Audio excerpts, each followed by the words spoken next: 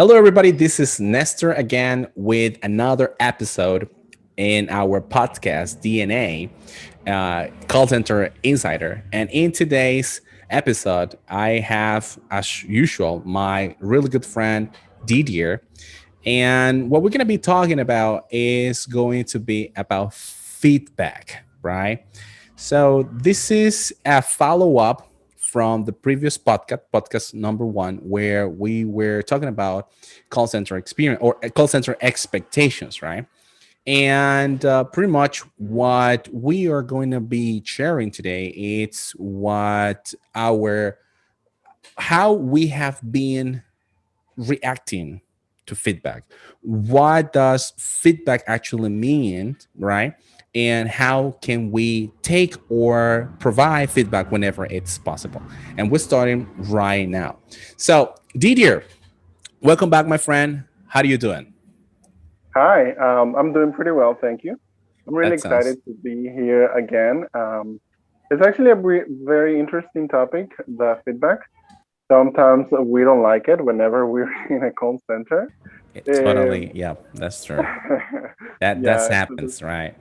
The truth to be told, well, sometimes when we talk about feedback, it's because we are thinking that we are doing things badly or we're doing wrong things, and that's the reason why you know what, I'm gonna have a feedback session, and most likely we feel like the person who is delivering the feedback to us is like telling us the worst things that we have done in our calls, right? And I would like to hear from your perception, Didier. What has been that feedback that you felt like yes, this feedback actually improved my career in the industry of call center? And also I would like to hear that feedback that you felt like, oh, I think this feedback actually didn't help me enough for me to improve in my career. However, something that we are missing, we need to define what feedback is. So, in your own words, Didier, what feedback is? uh, I'm not really good at giving, not saying clear ideas, but not providing the specific, uh, how can you say it? Not saying what it really means or what it says in the dictionary, it should be. Mm-hmm. Mm-hmm. I'm more about saying how I feel about it. Mm-hmm. If feedback, for example, is something that we typically do whenever you're in a call center, we typically do every week. Okay, Mm-hmm. that is actually depending on your performance. Okay, as you mentioned before, this is for you to know. Um, Call centers actually call it what your areas of opportunities Yeah. are. Mm-hmm. And that is actually a good way to see it. I mean, for example, whenever you're doing something, there's always something that you can improve. No matter Mm-hmm. how good you are, Yep. there's always a way to make it better. Mm-hmm. And our boss, our leaders, well, the people ahead of us, they are always trying to improve. Okay, Mm-hmm. not all the time for, I mean, to see what we do wrong, Mm-hmm. because I mean that's not the point. Uh, they do come and tell you, "Hey, this was not right," and then you can fix it. But sometimes, whenever you do it all right, they come and say, "Hey, you could have done this better." Okay, that happens to me. For example, once Mm-hmm. I kind of remember a lot of my feedback. I did have a lot. Yes. No, but the fact that you can the fact that you remember your feedback doesn't mean that you have some kind of resentments, right? You No, don't no, have. not at all. I mean, there was one specific one that wasn't really positive at all. Okay. But I was really friends with this person. I mean, this team leader. Mm-hmm. I was really feeling very comfortable with, and he was very friendly. So he was Mm. really open to tell me that. He told me, Didier, you are uncoachable. I was like, what? You're not catchable. This is That what. is correct. Okay. I was like, Wow. Okay. well, tell me. And he was like, well, anyway. that's a very long story Mm-hmm. because mostly he said it because I'm this type of person that learns something. Okay, Mm-hmm. I try to stay comfortable in. I would have to stay in my comfortable area. How do you call it? In my spot, Comfort in your comfort comfort zone. Yes, zone. Yeah, absolutely. correct. Yep. So yes, I typically what I do is that I go ahead and learn something new. Mm-hmm. I try to do it my best way possible, Mm-hmm. and I stay there as a comfort zone. Okay, Mm-hmm. I try to learn many things, but Okay. I get them into the comfort zone, Mm-hmm. and then I stay there. And he So when actually, you say you stay there, it's because you don't like to receive feedback. In order for you to improve next time, you actually do the thing that you're doing, or you feel comfortable with the things you've been learning to the fact that no, yeah, okay, thank you very much for your words, thank you very much for what you have said to me, but I will keep doing the things that I'm doing on in my way, right? So pretty much. So yeah, how would you? that Mhm. could feel like what I'm saying, but what I mean is that, for example, whenever you're in the call center or any type of work, whoever is above you, Mhm. they tell you there's this task you need to do, Mhm. and this is the way you need to do it. Okay. I actually try to I do it the way they say, and then I stay there on an area that they can say, "Hey, this guy is performing." Okay. Okay. You know that there's people that does that performing better and better and better every time, which is good. That's something Yeah. that we always have to try. Mhm. And I like the fact that I learned something, and I want to do that good, Mhm. do it in a good way. Okay. Mhm. In that case, for the example I gave before, he was like, "You are already comfortable with this. You it doesn't seem like you want to improve something." He was giving me feedback about the same, let's say, behavior. Mhm. Okay, and I was like, "Wait, I have been doing that um, pretty well. Mhm. Everything that we have done until now is good. So why can't I keep it that way?" And then we go back to what the feedbacks are for you to improve. Whenever you're in a company, they get you to that spot. Okay, you have a learning curve. Yep. You have to learn some tasks, Mhm. many of them, and you have to perform according to what they expect. Okay, for example, in the calls, you may start depending on what type of call center you are. Mhm. You may start taking like 30 or 40 calls a day, depending. Really? Well, in fact, when I started, my my calls, or the amount of calls I used to take, were around 90 and 120 calls. Okay, And yeah, it's a lot. It's a lot of calls. But anyway, so you were saying that depending on the call center, you might take between 30 and 40 calls, and from that point, you can move on right, and pretty right. You much. Yeah, for example, the one that I just mentioned was mostly for the technical support, Hmm. because in that case, Oh, I see. there's Okay, I a see. very long procedure that needs to follow, Yeah, and that's well, there's a true. lot of things. But yes, for example, the one that we worked for, Hmm. that you were there, I remember the first calls I did was like 80, 80 80 calls. a Okay. day, Yeah. and then I was like 120 whenever I was Yeah. I doing. count, sometimes when you actually realize how you can handle a call, every single procedure and every single solution to customers' problems or inquiries. So most likely you have some extra time, or your mind is so powerful to start doing multitasking activities. And I Right. remember that day that I said to myself, you know what? One of the things that I'm going to be doing today is that I am going to count how many calls I have received or how many calls I receive a day. And I just did that for a period of a week. And it turns out that sometimes I used to take between 100, 120, 140 calls.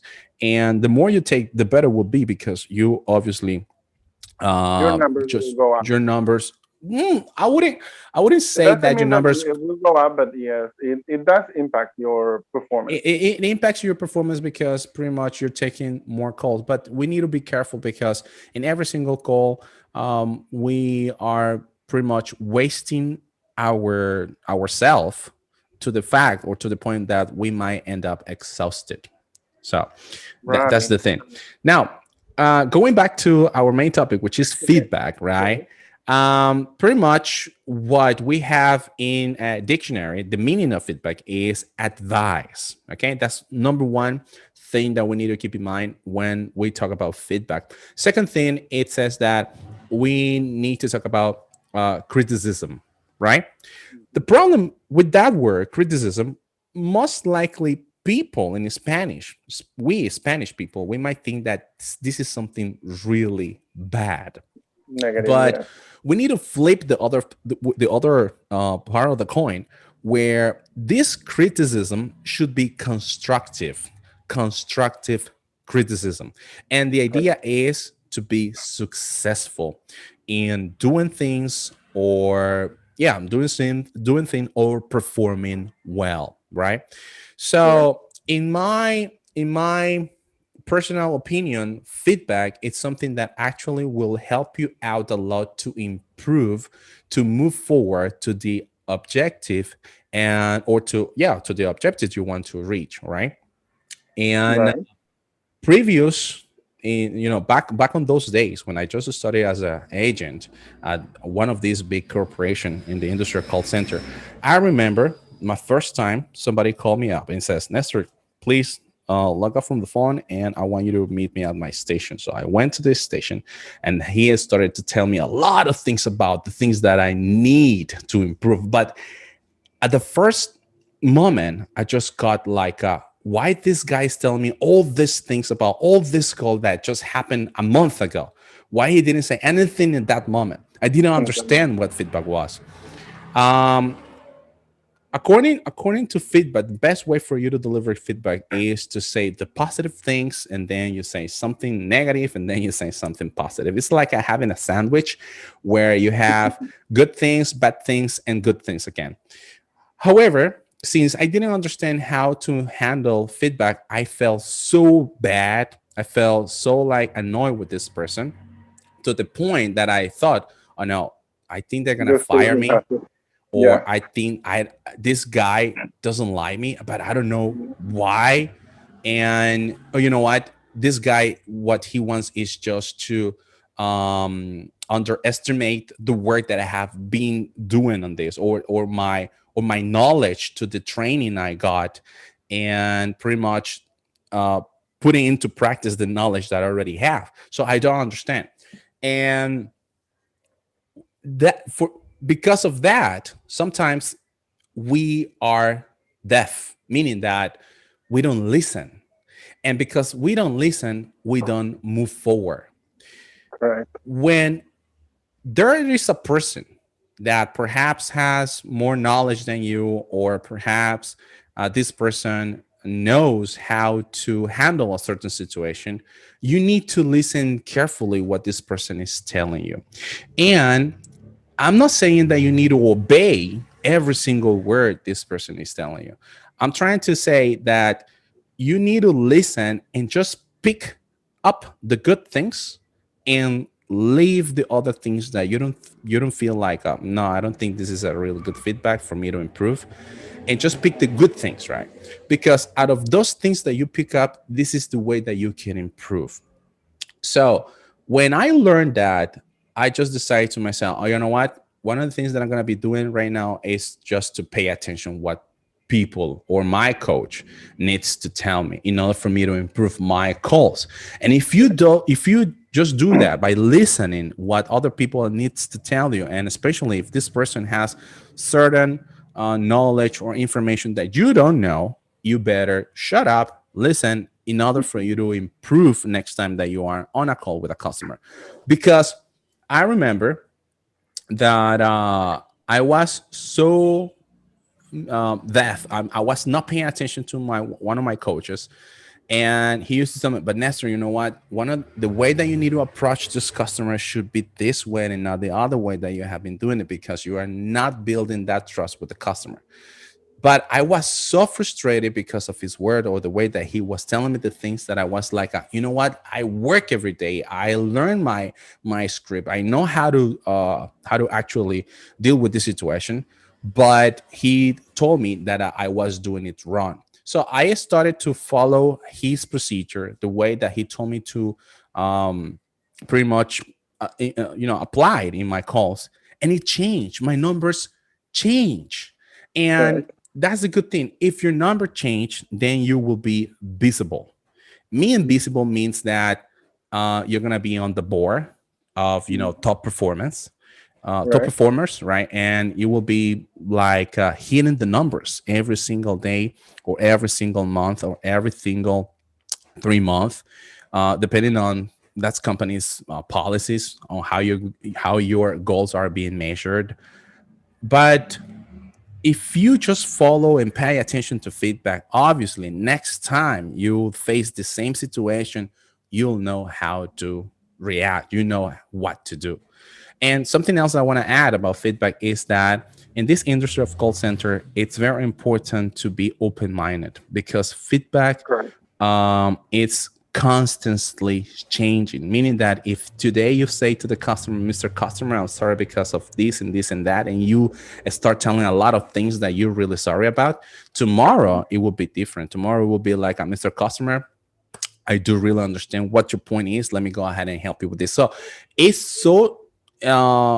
changes so fast that you need to adapt to feedback every single day, right? So I remember that in another company that I worked, every Monday there was a new thing to say to the customer, meaning that whenever there is a new thing to say to the customer, eventually in the process of doing it every day, there is a likelihood, or there is a margin that you can make a mistake.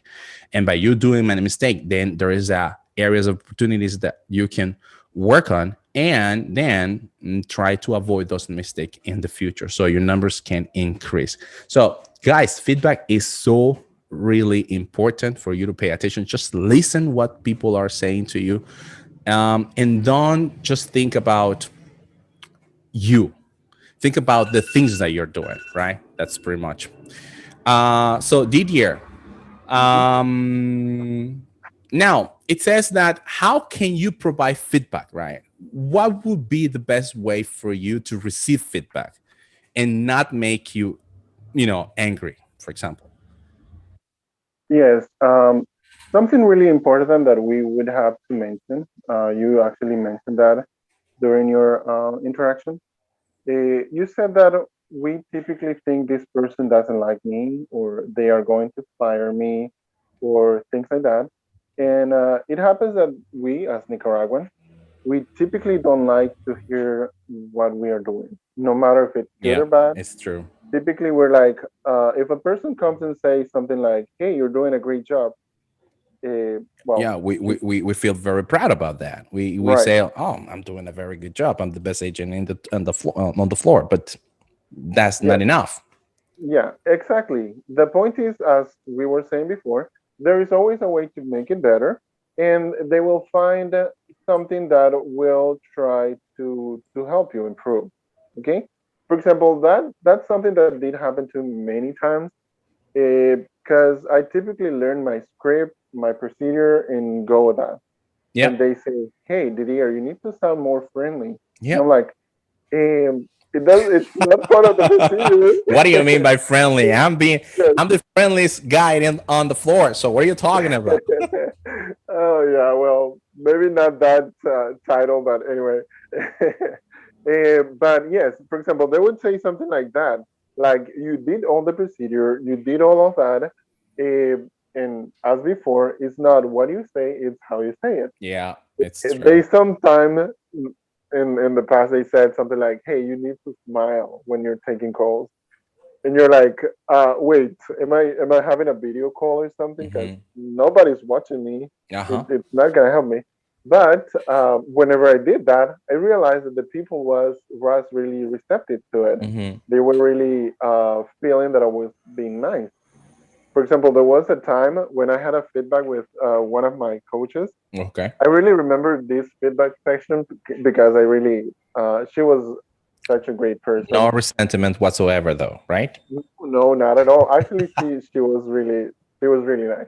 Okay. Uh, she said, "Didier, this call was awesome. I would like to have this call recorded and play it with our trainees."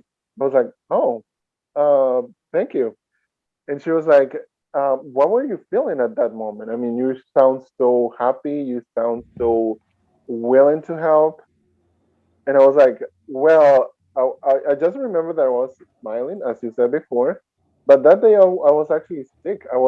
I had some flu, but that doesn't even show on the call. You show really, really friendly and charming." She said charming. I was like, that doesn't apply. But anyway, but she was really nice. And what I'm trying to say right now is that they say something or they tell you this stuff because they have used it and they have proved that this is working. Okay. A method that I came up with is that, as I said before, whenever you take a feedback session and this person tells you, "Hey, this you need to do this better," and then you come out saying, "Hey, but I am the one that is taking calls, and I Yep. know my procedure." Yep. If you say that, you are actually closing your mind to Hmm. not improving. Yeah. Okay. Yeah. Uh, That's true. The thing is that there's an expression as well that we said is that you're taking the things too personal. Remember that correct. you're doing an activity, and obviously because of you're doing an activity, you are going to be a person on the loop, meaning that the other person who is just above you will be always observing what you're doing. And keep in mind that behind you there is a business, there is a brand, there is a company, and there are customers. Pretty much the only thing the other person that is above you is looking for is that you do the best of your best based on your skills. That's the only thing. And sometimes because we are under a lot of pressure, not even at work, but sometimes At in home, our families or our own correct. situation, right? So it might lead us to attack to that you feel it feels like somebody is attacking you, but it's Yeah, not attacking you. It's not even attacking the way that you are behaving. It's just a way for you to improve on the things that you need to improve to sound more in this case, as you mentioned earlier, Didier, to sound a little bit friendlier to the customer. And why is that important? Okay, let's go ahead and do it in a big numbers. If you are not friendly with the customer, you're not generating any kind of trust with the customer. Thus, correct. you can't sell, close, or come to an agreement with the customer. And if we have 1,100 millions of DDers in customer service acting like this, what is going to happen with the business itself? It's going to bankruptcy, right? Eventually. And Well, you end up jobless. right, That's right. the thing. Um, That's how things works, right? That's pretty yes. much. Well, what is going to happen first is that if there is a lot of people acting like I am the know-it-all and I have all the skills. I mean, you may have them, you may know it all, but the importance of call centers is the customer or the person interact. Okay, so they need you there so you can take care of their customer. Okay, so being a human, being a person, Yeah. that's one of the main things that you are there. Okay, so other thing to mention is that whenever you are performing, either good or bad, you are creating yourself an image and you are making yourself obvious. You need to know what is the image you want to build. Okay. For example, you can do whatever you want. Okay. But at the end of the day, they will measure you and they will Yep. say, okay, this person is doing pretty well. Yep. They have good behavior, good performance. Hmm. This is a good person to have in consideration for A other following positions. position. Yep. That's right. Correct. That's right. But if you have a bad image, this is a person that will be in the list of future customers. Yeah. Yeah. You will be not even the latest people on the last person on the list. You will be, you will be off the list. Your name won't be, Right. your name won't be there either. So Didier, Mhm. we're about to finish, and so you have come across to the importance of why being or why receiving feedback is really important. So what would you say to those person who would like to have the opportunity of working in the industry of call center, and what they should know about feedback before they actually put their 2 feet in this industry? Okay. Well, there are quite a few things that I can come up with. First of all, as you said before, the most important thing you need to know, this is a person that is not complaining you, that is Mhm. not against you. Mhm. Okay. This is something that I remember from a feedback section I had, Mhm. treatment session I had. Uh, this person told me, how would you react to a bad feedback? Mhm. I would say, if you are giving me a feedback, that means you still consider I am good for the business Mhm. and that you are not firing me just yet. And he was like, oh, that's a good way to see it. And that's how we should see it, actually. I mean, whenever you are having a feedback, that means that you are given a chance Mhm. not only to improve, but also to stay. I mean, it doesn't mean that every feedback is for you to get fired. Mhm. It means Yeah, that yes, that's actually something that they need to but do. it will make, it will make definitely your staying right more comfortable, right? You're Correct. like you are doing something positive for you, the company, the team you're working with, and yeah, you can additionally take advantage of the benefit or having good numbers as a Right. result of listening to feedback, right? Yes. That's the thing. And one more thing, well, there's a few more things, but one more thing is that you have a little break. That's A something little a break. very good way. Yes, that's a very good way to see the feedback session. Okay, Uh-huh. Oh, because okay, I typically they got you. can All say, right. yes. For example, they say, You're off "Hey, the phone. come to Okay. my chair and let's listen to this call," and you're like, "Oh Yeah. my god, yes, I'm off the call and it's back to back over there." So Yeah. that's a very nice and good way to see it. So consider that as a good option. I mean, if you want to think about it whenever you're going to a feedback. Um, and well, there's a very big list I could mention. I mean, I have been in almost every single type of call center, and I have had almost every single type of feedback. Um, but yes, I mean, feedback is not bad. Feedback No, is just somebody saying, you are good, we want you to stay, and this is how we do it. We absolutely. need to do it this way. Okay? They Absolutely. are not telling you you must do it. They are telling you we are doing it. That's right. Now, since we're talking about feedback, guys, remember that we're open to feedback, right? Remember that Great. if you have liked this podcast today, just give us your comment down below, right? Remember to subscribe to our YouTube channel, which is Nesting ACC. And remember that if you are interested in all these things related to call centers, let us know in the comment what would you like to hear us from, to talk about Didier and Mhm. my persona. And that's, we are just here for you guys, right? That's the main thing that I wanted to mention. Alrighty, Didier, I just want to say once again, thank you very much for your time today. I hope to see you next Friday with another amazing topic that we can share among our audience. And take care, my friend. Peace out. Peace out. Thank you so much for this chance and see you next Friday. See you next Friday, man. Bye bye for now.